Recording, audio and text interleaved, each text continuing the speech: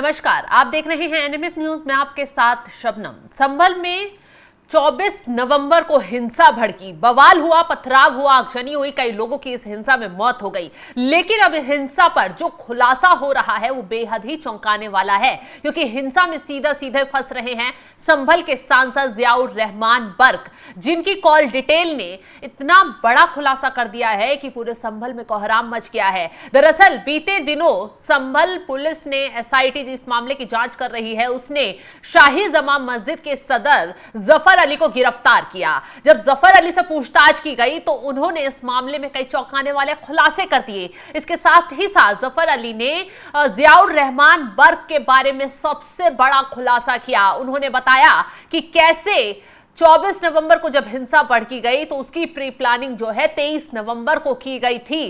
23 नवंबर को जियाउर रहमान बर्क के फोन से उनके फोन पर फोन आया था और कहा गया था कि किसी भी तरह शाही जमा मस्जिद के अंदर सर्वे को रोका जाए और वहां मुसलमानों की भीड़ इकट्ठी की जाए। इसके साथ ही साथ एसपी ने यह खुलासा कर दिया है कि इस फोन कॉल के बाद जियाउर रहमान बर्क के करीबियों तक यह खबर पहुंचा दी गई, जिसके बाद पूरा माहौल तैयार कर लिया गया। यानी कि यह कहा जाए कि संभल में हिंसा भड़काने की पूरी प्लानिंग जो है 23 नवंबर की रात को कर ली गई थी। जब सर्वे के लिए शाही जमा मस्जिद में एएसआई की टीम पहुंची और सर्वे कर बाहर निकल रही थी तो उन्हें साजिश के तहत रोकने की कोशिश की गई और जब टीम रुकी नहीं तो पथराव किया गया, आगजनी की गई, बवाल किया गया, पुलिस प्रशासन को खुली चुनौती दी गई और उस चुनौती का नतीजा ये रहा कि संभल आग में झुलस गया और कहीं ना कहीं इस हिंसा में कई लोगों की मौत हो गई, कई पुलिसकर्मी भी घायल हो गए। बता दें कि 24 नवंबर को जमा मस्जिद में सर्वे के दौरान हुए बवाल में समाजवादी पार्टी के सांसद जियाउर रहमान बर्क के करीबियों की भी भूमिका सामने आ गई है। एसपी कृष्ण कुमार बिश्नोई का कहना है कि जांच में सामने आया है कि 23 नवंबर की रात को बवाल की पूरी साजिश रची गई थी। एसपी का यह भी कहना है कि विवेचना भी आगे चल रही है, जो भी आरोपी प्रकाश में आएगा उसके खिलाफ कार्रवाई की जाएगी। एसआईटी इस मामले में छानबीन कर रही है। दरअसल सांसद जियाउर रहमान बर्क पर आरोप है कि उन्होंने जामा मस्जिद कमेटी के सदर जफर अली एडवोकेट को 23 नवंबर की रात को फोन किया और कहा था कि भीड़ जुटा लेना और कोर्ट कमीशन का सर्वे नहीं होने देना है। पुलिस का यह भी दावा है कि इसकी जिम्मेदारी सांसद के करीबियों को मिली। करीबियों के फोन से ही रात के समय बातचीत कर साजिश रची गई। पुलिस ने इसका खुलासा जफर अली एडवोकेट की केस डायरी में भी किया। अब सांसद के करीबियों पर शिकंजा कसने जा रहा है। हालांकि अभी तक कोई गिरफ्तारी नहीं हुई है। जफर अली एडवोकेट को जेल भेज दिया गया है। उनकी जमानत याचिका भी खारिज कर दी गई है, क्योंकि इस मामले में जो खुलासे हो रहे हैं वो बेहद चौंकाने वाले हैं और हो सकता है पुलिस आगे पूछताछ में और भी बड़े खुलासे जफर अली से करवा ले। एसपी का कहना है कि जमा मस्जिद बवाल की साजिश में जिसका भी नाम सामने आएगा उसके खिलाफ सख्त से सख्त कार्रवाई की जाएगी। बवाल में जिसकी भी भूमिका सामने आएगी उसके खिलाफ सख्त से सख्त एक्शन लिया जाएगा। एसआईटी इस मामले में जांच कर रही है और कई लोगों को इस हिंसा के मामले में अभी तक जेल भी भेजा जा चुका है। लेकिन अब बारी सांसद जियाउर रहमान बर्क की आ गई है, क्योंकि उनकी कॉल डिटेल ने सांसद को बुरी तरह फंसा दिया है। जफर अली ने इस मामले में तमाम बड़े खुलासे कर दिए हैं और बता दिया है कि कैसे हिंसा की स्क्रिप्ट लिखी गई थी, कैसे हिंसा में पथराव शुरू हुआ, कैसे भीड़ जुटी। इस पूरे मामले का बारीकी से सदर ने मस्जिद जो शाही जमा मस्जिद है उनके सदर ने एक एक बात का पुलिस के सामने खुलासा कर दिया है। अब सदर को कैसे पुलिस ने गिरफ्तार किया, चलिए ये भी बताते हैं। जब 24 नवंबर को हिंसा भड़की तभी से पूरे मामले की खुफिया एजेंसियों द्वारा भी जांच पड़ताल की जा रही थी। पुलिस प्रशासन भी लगातार जुटा हुआ था। एसआईटी भी इस मामले में लगातार जांच पड़ताल कर रही थी। तो कहीं ना कहीं जो संदिग्ध लोग थे उन पर नजर रखी जा रही थी। जफर अली पर आरोप है कि उन्होंने प्रेस कॉन्फ्रेंस कर लोगों को भड़काने की कोशिश की थी।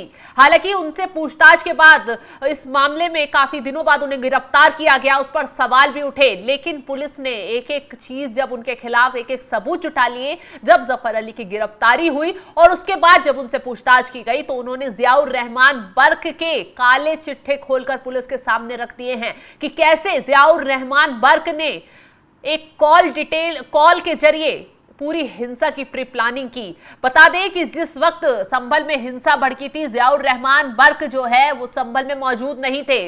वो बेंगलुरु में बैठकर कॉल पर बात कर पूरी प्लानिंग कर रहे थे ताकि उन पर शक भी ना जाए और काम भी पूरा हो जाए।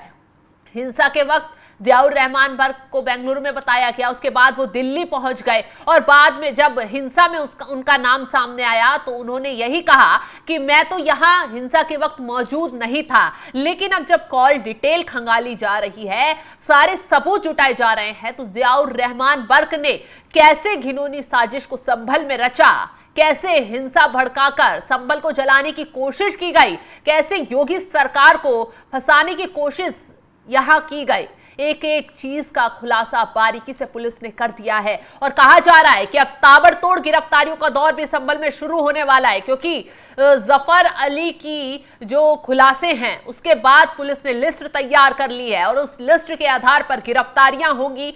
सबूत इकट्ठा कर लिए हैं और उन सबूतों के आधार पर ही सबसे पूछताछ होगी। और अब तो कहा यह भी जा रहा है कि जल्द रडार पर जियाउर रहमान बर्क आने वाले हैं, जिनकी पेशी जल्द ही पुलिस के सामने भी हो सकती है और पुलिस सबूतों के साथ जियाउर रहमान बर्क से पूछताछ भी कर सकती है।